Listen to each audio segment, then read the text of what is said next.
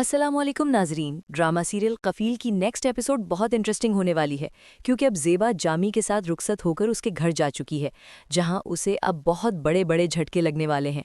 पहला तो ये कि जामी पहले से ही शादीशुदा है, और दूसरा ये कि जामी की तबीयत नॉर्मल इंसानों जैसी नहीं है। और इसी के साथ जामी सिंगर का रिश्ता आलिया के लिए आने वाला है, जहाँ जामी सिंगर और ज़ेबा के आमना सामना होने वाला है।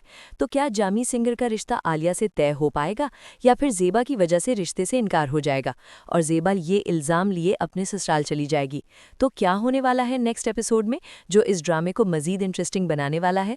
इस बारे में बताएंगे हम आपको आज की इस वीडियो में।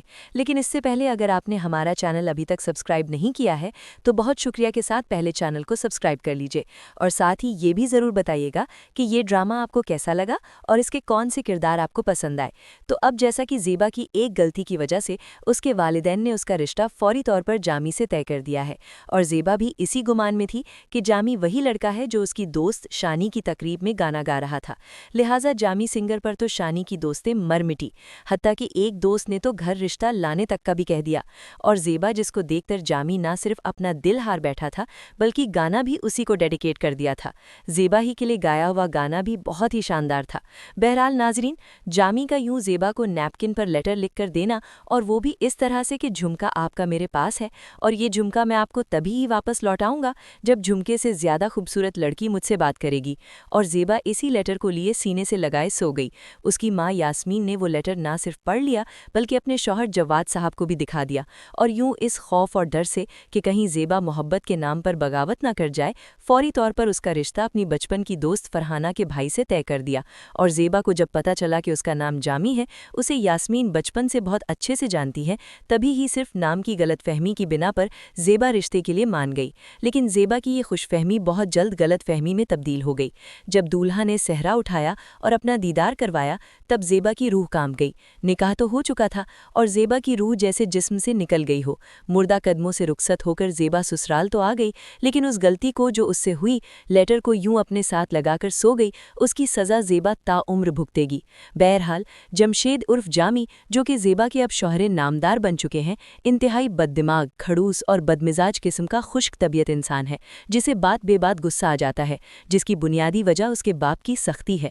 जितना रईस और अमीर बताया जा रहा है, ऐसा कुछ नहीं है। आबाओ अजदाद की दौलत, ज़मीनें, जायदादें, कोठियाँ उनकी विरासत का हिस्सा ज़रूर है, लेकिन उनका फ़ायदा कुछ नहीं है, क्योंकि जामी को इनसे 1 टका नहीं मिलने वाला। बहरहाल यहाँ जामी अपनी दुल्हन ज़ेबा को घर लाने के बाद हिजरे अरूसी में जैसे ही मिलने के लिए जाएगा, तब वहाँ उसे अपनी कोई गर्लफ्रेंड या फिर उसकी लवर होगी। ज़ेबा की शक्ल में जामी को वो नज़र आ जाएगी, और यूं जामी उसी से बातें करने लगेगा। ज़ेबा हैरान रह जाएगी कि जामी किससे बातें कर रहा है। हो सकता है कि जामी गलत कामों में भी इन्वॉल्व हो, जैसा कि नशा वगैरह करता हो। और वहीं दूसरे दिन ज़ेबा का वलीमा भी हो जाएगा, और इसी वलीमे की तकरीब में सिंगर जामी भी आएगा, जो कि शानी के शौहर का दोस्त है। हो सकता है कि सिंगिंग के लिए आया हो, या फिर जमशेद उर्फ जामी दूल्हा से उसका कोई ताल्लुक हो।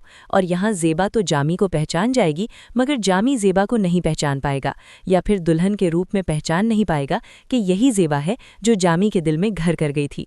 तो नाजरीन, वलीमे के अगले दिन ज़ेबा सुबह उठकर अपनी अम्मी के घर के लिए जाने के लिए तैयारी करेगी, और जामी सलामी के लिफाफे अपनी अलमारी में रख देगा।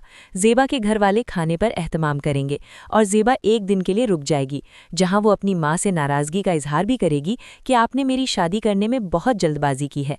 वैसे अम्मी, इतनी जल्दी भी क्या थी मेरी शादी कराने की?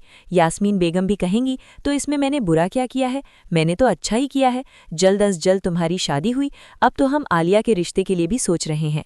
यहाँ ज़ेबा अपनी माँ को समझाएगी कि आलिया अभी बहुत छोटी है, मतलब कि अभी एफए भी नहीं किया है उसने, कम से कम ग्रेजुएशन तो करने दें, और अब उसके साथ इतनी जल्दबाजी मत दिखाएं।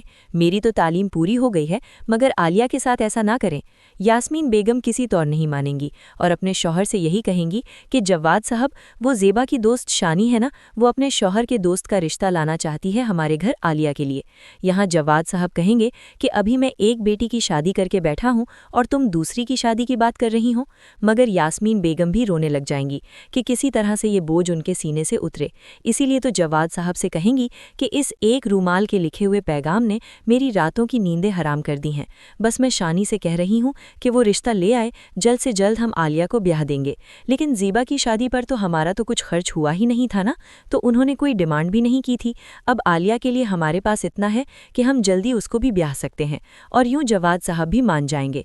और वहीं दूसरी तरफ जमशीद भी ज़ेबा को कॉल करेगा और उससे यही कहेगा कि तुमसे या तुम्हारे घर वालों से किसी किस्म की कोई चीज़ लेने या कहने की ज़रूरत तो नहीं है, बस वैसे तो मेरे घर का फर्नीचर बहुत अच्छा है, बस थोड़ा पुराना है, अगर तुम अपने वालिद से कहो कि वो तुम्हें नया फर्नीचर दिलवा दें तो अच्छा हो जाएगा।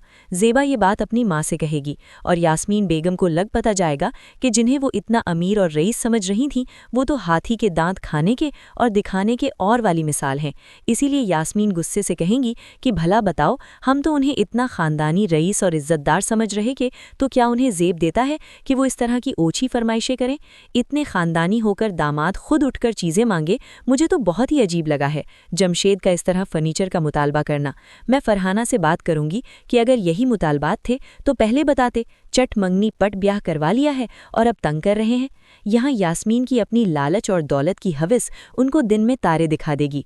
बहरहाल अब शानी अपने शौहर के दोस्त जामी सिंगर को ज़ेबा के घर रिश्ता ले आएगी, जहाँ ज़ेबा चाय बनाकर सर्व करने लगेगी और जैसे ही गुलाब जामुन की प्लेट जामी के आगे बढ़ाएगी तो वो देखकर हैरान हो जाएगा।